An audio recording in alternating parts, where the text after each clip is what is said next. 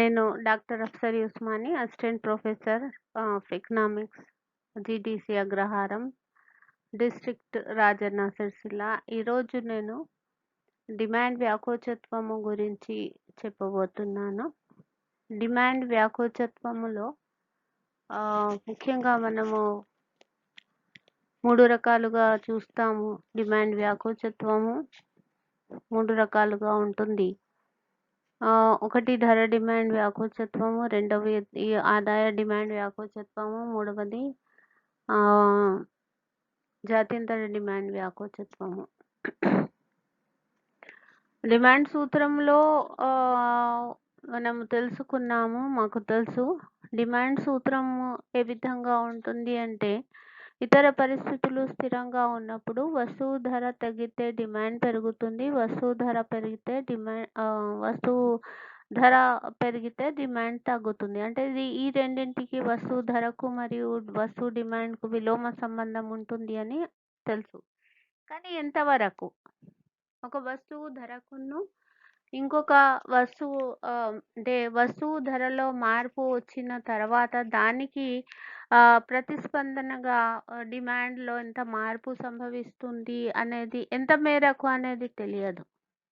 కానీ మనము ఈ డిమాండ్ వ్యాకోచత్వంలో మనం తెలుసుకుంటాము. డిమాండ్ వ్యాకోచత్వము దేని గురించి అంటే, డిమాండ్ వ్యాకోచత్వం ఒకటి సాంకేతిక పరమైన భావన అని చెప్పొచ్చు. అర్థశాస్త్రవేత్తలు దీన్ని ఉపయోగిస్తారు. ఇది దేనిని సూచిస్తుంది అంటే, వస్తువు ధరలోని మార్పుకు మరియు దానికి ప్రతిస్పందనగా వచ్చే డిమాండ్ మార్పుకు ఎటువంటి సంబంధం ఉంటుంది అంటే, డిమాండ్ ధరలో మార్పు శాతానికి మరియు దానికి ప్రతిస్పందనగా డిమాండ్ మార్పు శాతానికి మధ్య గల సంబంధం గురించి చెప్పేది. అంటే ఒక సమీకరణము ద్వారా, ఒక ఫార్ములా ద్వారా మనము తెలుసుకుంటాము. It is a technical word. So elasticity of demand is therefore a technical term used by economists to describe the degree of responsiveness in the demand for a commodity to a change in its prices. So actually, according to the law of demand, keeping the other things constant. Other things means other factors. What are other factors? The prices of related goods and substitute goods kept constant, the income of the consumer kept constant, keeping constant, and the government policy and the consumers expectations, future expectations, and other factors when kept constant. Now, then only the law of demand, when price increases, demand decreases. When price decreases, demand increases. But how much? It is not mentioned in law of demand. Okay. Whereas in the elasticity of demand, we'll study, it is explained. It is a technical term. So we'll study the degree of responsiveness in the demand for a good to a change in its prices. And price elasticity is thus defined as the ratio of percentage change in quantity demanded of a good to a percentage change in its price.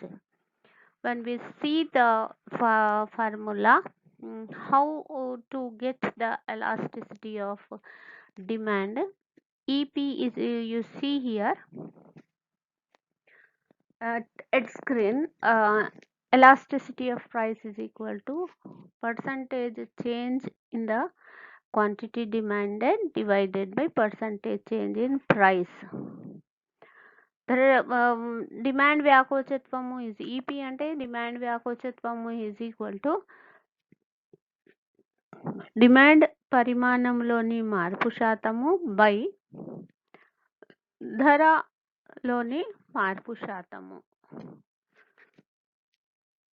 So this is the definition and the formula to know about the elasticity of demand. Okay. So there are three types of elasticity of demand. One is price elasticity of demand. The second one is income elasticity of demand, and the third one is cross elasticity of demand. Okay, now one by one, price elasticity of demand. Already I explained the formula, how the percentage change in quantity demand divided by percentage change in price. No, so it is the formula to get the price elasticity of demand. And what is the formula to get the income elasticity of demand? Percentage change in income of the consumer divide percentage change in quantity demand divided by percentage change in consumers income. One thing. And the third one is cross elasticity of demand is equal to elasticity of demand is cross elasticity of demand is equal to percentage change in the uh, quantity of x quantity demand divided by percentage change in price of y other quantity other good, uh, whether either that is substitute or complementary or related goods. Good.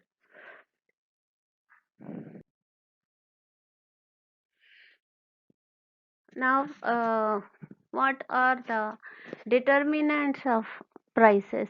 Price elasticity of determine which factors affect the price elasticity of demand. The important are one is availability of substitute, second one is income of the consumers, third one is luxuries versus necessities, fourth is cost relative to total income, and fifth is number of uses of the commodity and level of prices.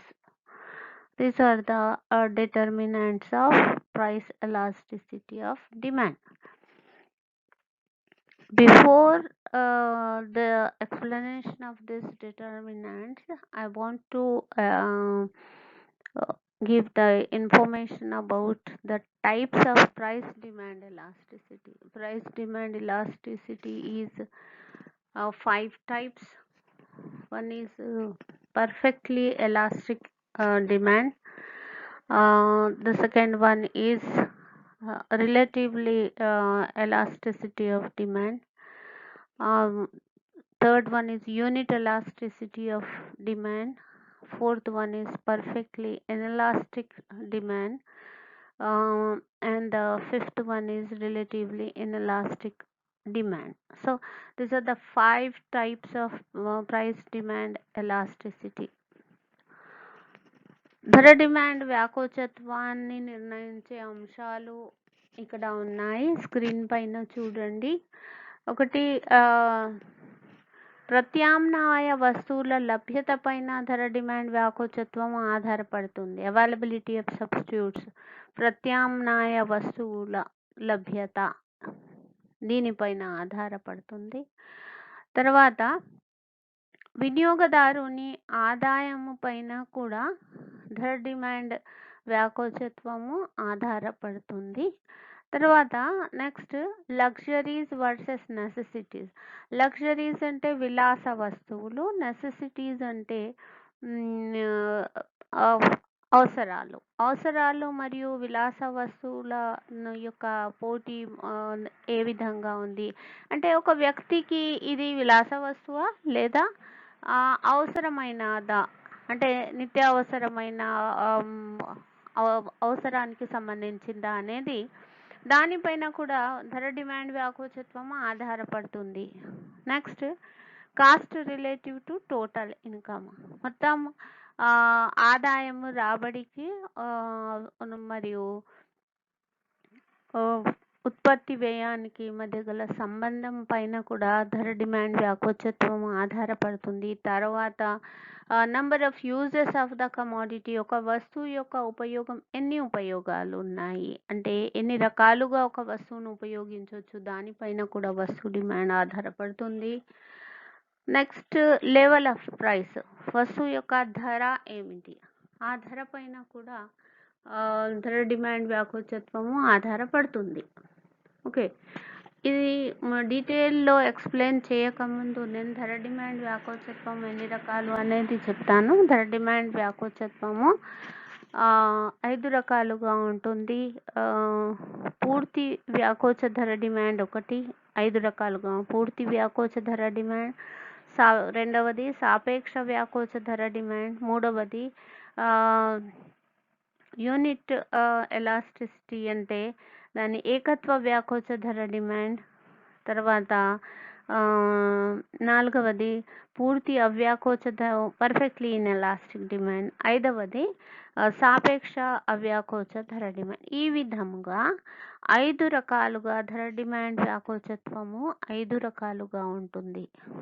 Okay, ఏ విధంగా అంటే దేనిని బట్టి ధర demand వ్యాకోచత్వము ఈ వస్తువుకు వ్యాకోచత్వం అవ్యాకోచంగా ఉంది, ఏ వస్తువుకు ఇది వ్యాకోచత్వము తక్కువగా ఉంది అంటే అవ్యాకోచంగా ఉంది, లేదా ఏకత్వ వ్యాకోచత్వంగా ఉంది అని చెప్పడానికి నిదర్శనం ఏమిటి అంటే అంతకుముందు చెప్పిన సమీకరణం ద్వారా, ఆ ఫార్ములా ద్వారా మనం వేసినప్పుడు మనకు ఏం తెలుస్తుంది అంటే ఒకవేళ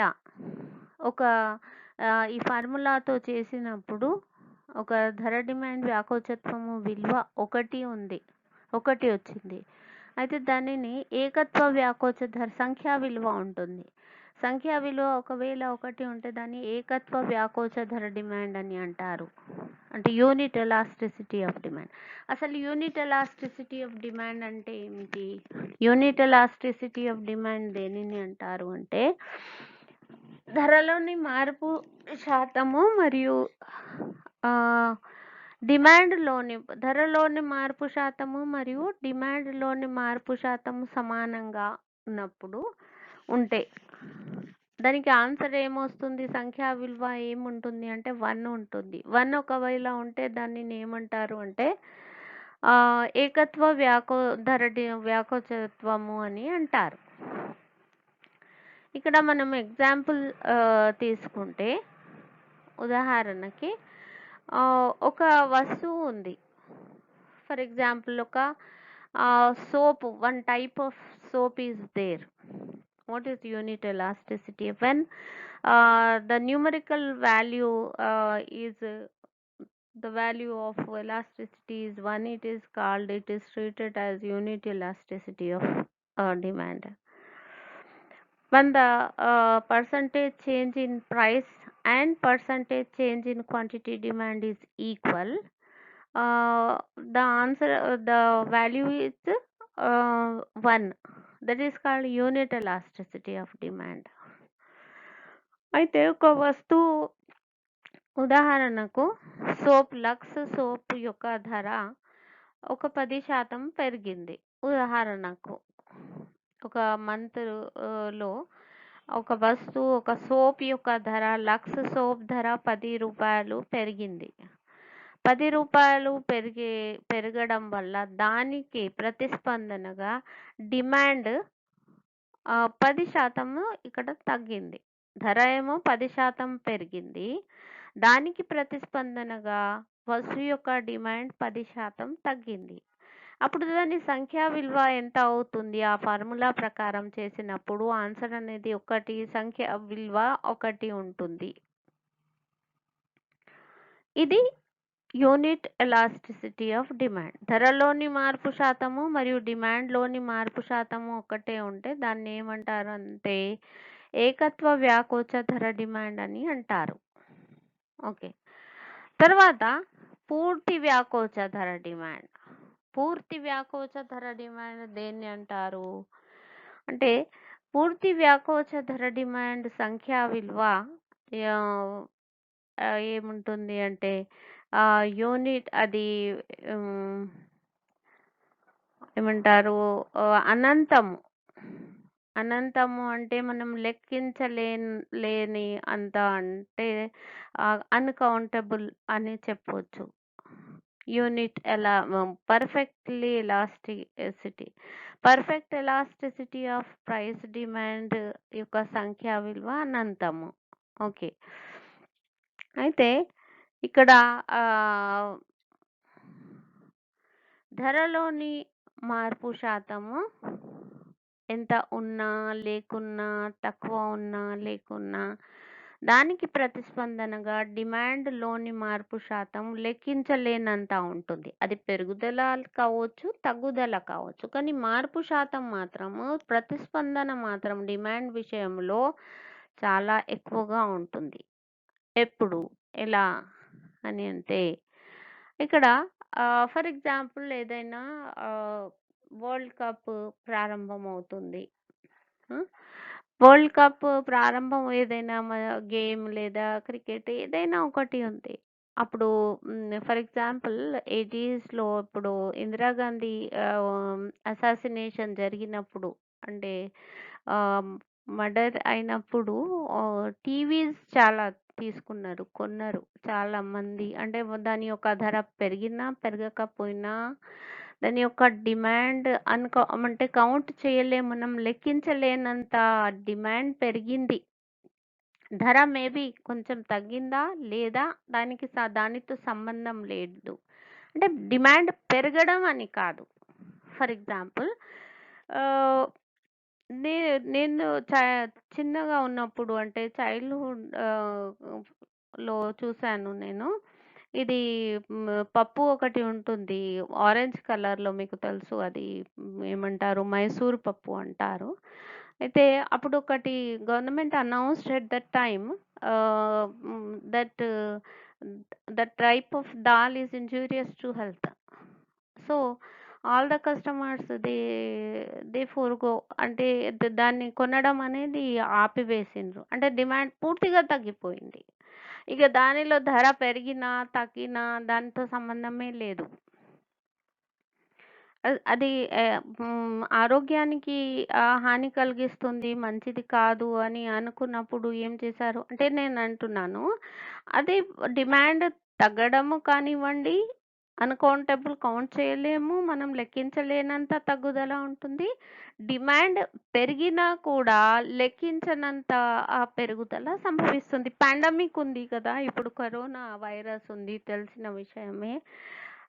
వస్తువు యొక్క ధర కాల్పాల్, డోలో, ఇంకా వేరే కొన్ని యాంటీబయోటిక్స్ ఏం చేశారు, శానిటైజర్స్ కూడా మీరు చూసారా, చాలా మంది కొనేశారు. ఆ ధరతో సంబంధం లేకుండా డిమాండ్‌లోని పెరుగుదల కౌంట్ లేనంత ఉంది. అది పూర్తి వ్యాకోచ ధర డిమాండ్. ఇంకొక విషయము, ice creams and cool drinks యొక్క డిమాండ్ చాలా చాలా వరకు తగ్గిపోయింది. ఆ తగ్గుదల కూడా మనం కౌంట్ చేయలేము, లెక్కించలేము, అలా ఉంది. So this is the perfectly inelastic demand అని చెప్పొచ్చు. చాలా తక్కువ, అంటే డిమాండ్ చాలా ఎక్కువ తగ్గింది. ధరలో మార్పు వచ్చినా రాకపోయినా డిమాండ్‌లోని మార్పు శాతము అనంతంగా ఉంటుంది. మార్పు చాలా ఎక్కువగా ఉంటుంది. సో తర్వాత నెక్స్ట్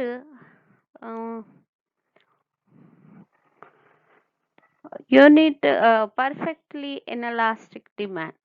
పర్ఫెక్ట్లీ ఇన్ఎలాస్టిక్ అంటే పూర్తి అవ్యాకోచ ధర డిమాండ్. పూర్తి అవ్యాకోచ ధర డిమాండ్‌లో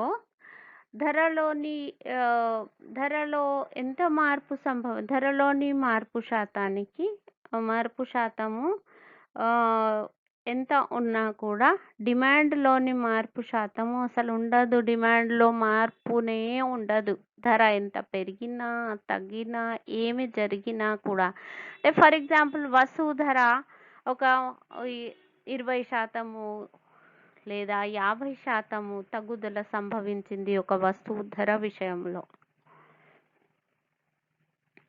ఓకే. దానికి ప్రతిస్పందనగా డిమాండ్‌లో ఎటువంటి మార్పు యాక్చువల్‌గా ఏం కావాలి? డిమాండ్ సూత్రం ప్రకారము వస్తువు ధర తగ్గింది అంటే డిమాండ్ చాలా పెరగాలి. ఎంతో కొంత పెరగాలి గదా! పెరుగుతుంది గదా! As per law of demand. But here there is a change in price, but resultantly consequently there is no change. Change in the percentage change in quantity demand is 0. Which type of goods we are observing? We are seeing the which type of goods. Salt is a compulsory food item to cook rice, to cook curries. కూరగాయలలో కానివ్వండి, రైస్‌లో కానివ్వండి, ఉప్పు లేనిది తింటామా? మనం తినము. ఉప్పు లేనిది అబ్బా! వద్దు. కొంచెం తక్కువ ఉంటేనే తినలేము. అసలే ఉప్పు లేదు అంటే, అంటే వస్తువు ఒకవేళ ఉప్పు ధర ఈరోజు రూ. 10 కిలో ఉప్పు దొరుకుతుంది. రేపు రూ. 20 అయింది.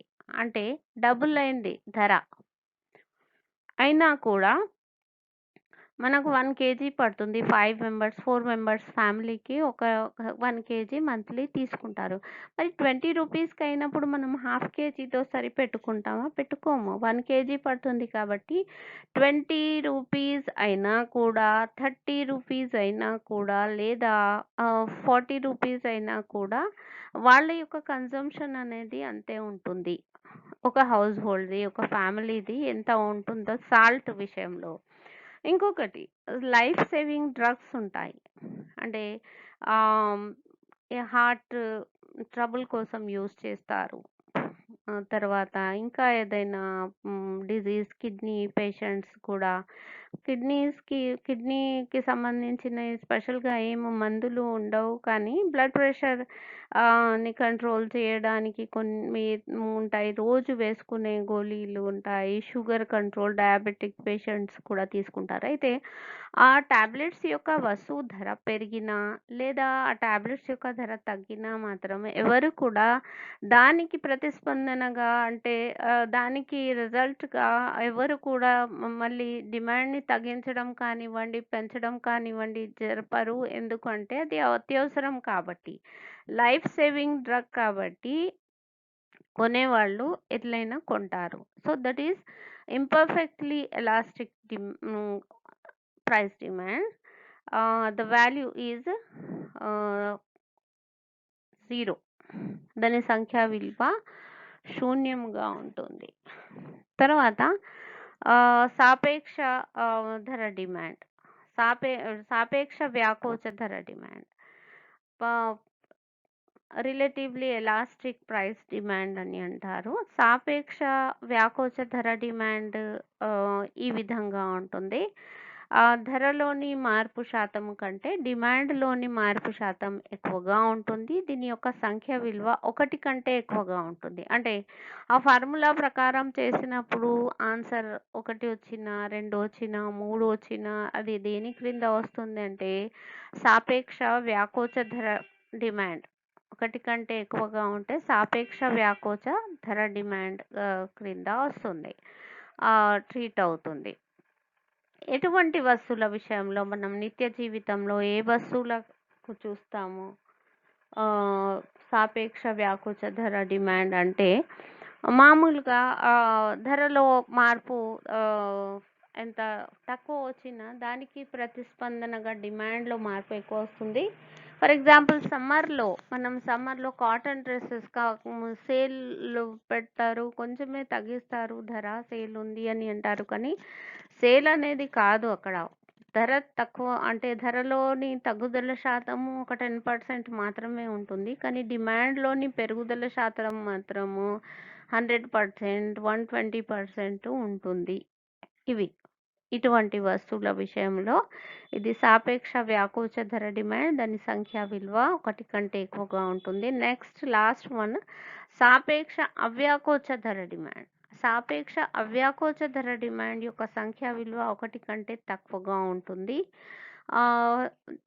ఇది ఏ రకమైన వస్తువుల విషయంలో ఉంటుంది అంటే ధరలోని మార్పు శాతం కంటే డిమాండ్‌లోని మార్పు శాతము తక్కువగా ఉంటుంది. మనం నిత్యావసర వస్తువులున్నాయి.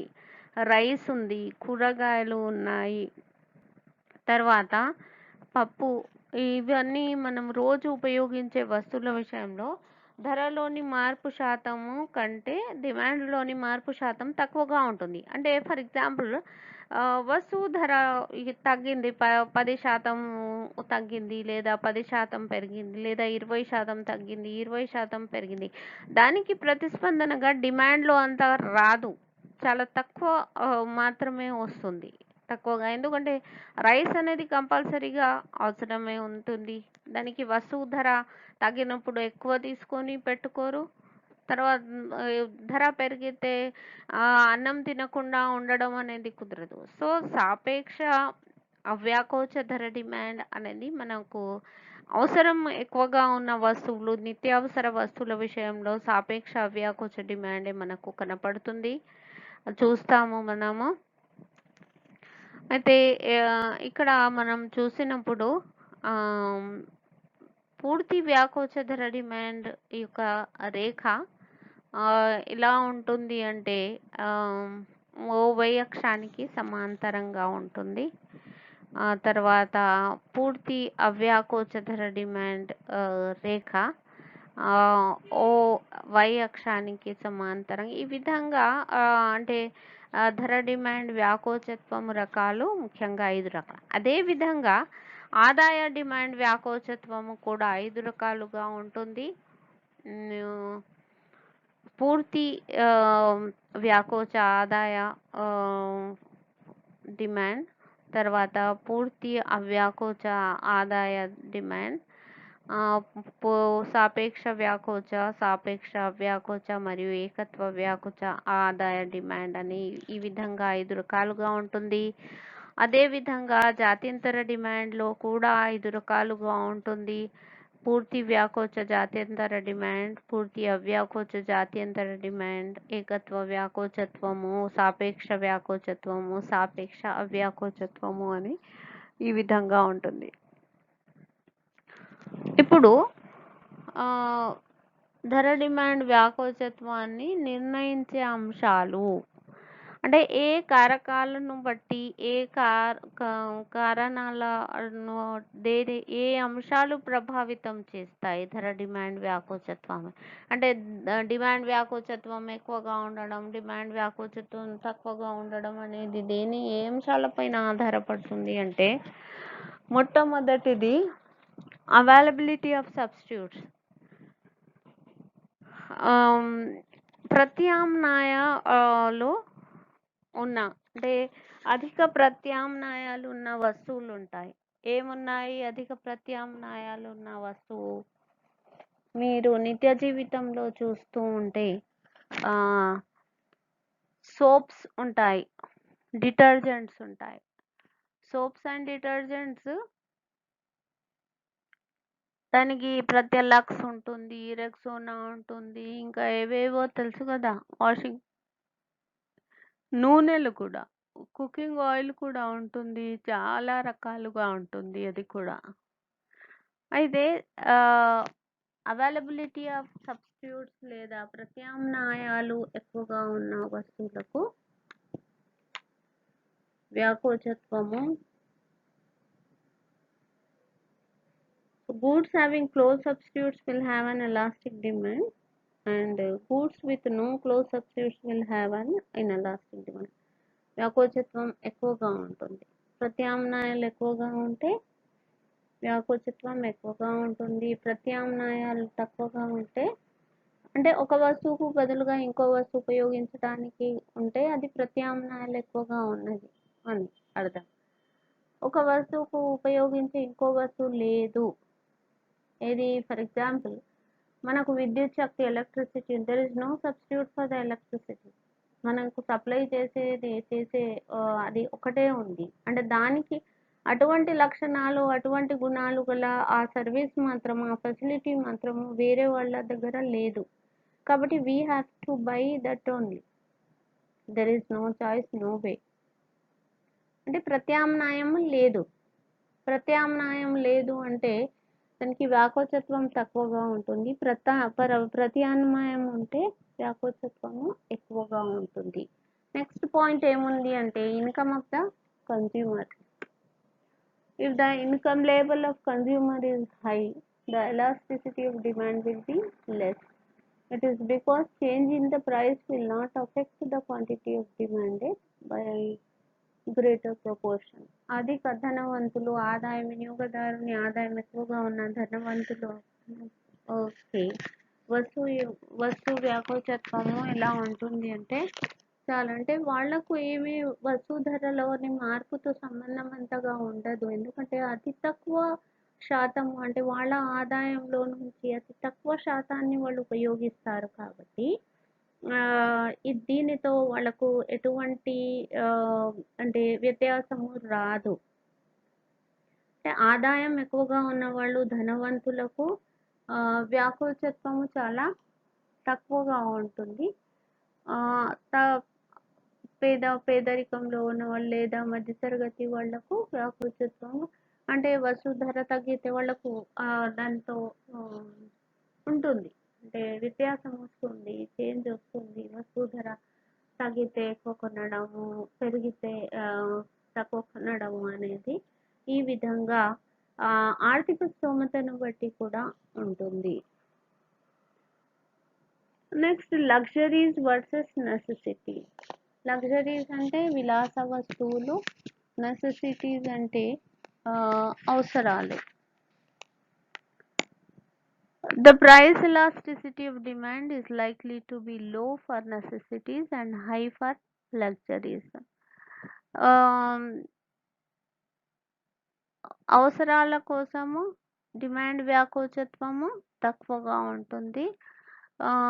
విలాస వస్తువులకు వ్యాకోచత్వము ఎక్కువగా ఉంటుంది. అంటే అదే నేను చెప్పాను కదా, నిత్యావసర వస్తువుల విషయంలో వ్యాకోచత్వం తక్కువగా ఉంటుంది. ఎందుకంటే కంపల్సరీగా అది మనం కొనవలసిందే, తీసుకోవాల్సిందే. కాబట్టి వస్తువు ధరతో అంతగా వస్తువు ధర తో దానికి అంటే మార్పు వస్తుంది, దానికి ప్రతిస్పందనగా డిమాండ్ క్వాంటిటీ డిమాండ్లో మార్పు వస్తుంది అనేది అంతగా ఉండదు. Next point is cost relative to total income. Higher the cost of the goods relative to total income of the consumer, more will be the price elasticity of demand. ఉత్పత్తి వ్యయము ఏదైనా వస్తువు యొక్క ధర ఎక్కువగా ఉంది, ఉత్పత్తి వ్యయం ఎక్కువగా ఉంది, మరియు ఆదాయంతో మనం చూసిన వినియోగదారుని ఆదాయం ఒకవేళ మనం చూసినప్పుడు అధిక ఉత్పత్తి వ్యయం గల వస్తువులకు డిమాండ్ వ్యాకోచత్వము కూడా ఎక్కువగా ఉంటుంది. ఇంకొక ముఖ్యమైన విషయము, ఎన్ని ఉపయోగాలు ఉన్నాయి వస్తువుకు, ఉపయోగాల పైన కూడా ఒక వస్తువుకు ఎన్ని ఉపయోగాలు ఉన్నాయి దానిపైన కూడా ధర డిమాండ్ వ్యాకోచత్వము ఆధారపడుతుంది. ఎన్ని ఉపయోగాలు, the more the number of uses a commodity can be put to, the more elastic is the demand. If the commodity has few uses, it has an elastic demand. ఎక్కువ ఉపయోగం ఉంటే దాని యొక్క వ్యాకోచత్వం కూడా ఉంటుంది. ఉపయోగం తక్కువగా ఉన్నప్పుడు దాని వ్యాకోచత్వము తగ్గిపోతుంది. తర్వాత level of price. If the price of the commodity is high, the price elasticity of demand is more, and if it is low, it price elasticity of demand is. వస్తువు ధర తక్కువ ధర వస్తువుల విషయంలో ధర డిమాండ్ వ్యాకోచత్వము తక్కువగా ఉంటుంది. ఎక్కువ ధర వస్తువుల అంటే ఎక్కువ ధర వస్తువుల విషయంలో వ్యాకోచత్వము ఎక్కువగా ఉంటుంది. ఈ విధంగా మనము నేర్చుకున్న దానిలో so availability of substitutes, income of the consumers, luxuries versus necessities, cost relative to total income, number of uses of the commodity, and level of prices. So in economics, the chapter, the topic, the section elasticity of demand is an important one from the competitive exams point of view also. So it is an important concept. What are the elasticity, types of elasticity of demand? Once again, I'm repeating today's topic. ఒకటి demand వ్యాకోచత్వము ఎన్ని రకాలు అని చదువుకున్నాము. Demand వ్యాకోచత్వము అంటే ఏమిటి? Demand వ్యాకోచత్వము 3 రకాలు. ధర demand వ్యాకోచత్వము, ఆదాయ demand వ్యాకోచత్వము మరియు జాత్యంతర డిమాండ్ వ్యాకోచత్వము అని. తర్వాత ధర డిమాండ్ వ్యాకోచత్వాన్ని ప్రభావితం చేసే అంశాలు, ధర డిమాండ్ వ్యాకోచత్వము రకాలు. ఈ విధంగా ఈ రోజు ఈ టాపిక్ మనం కంప్లీట్ చేసుకున్నాము. Thank you.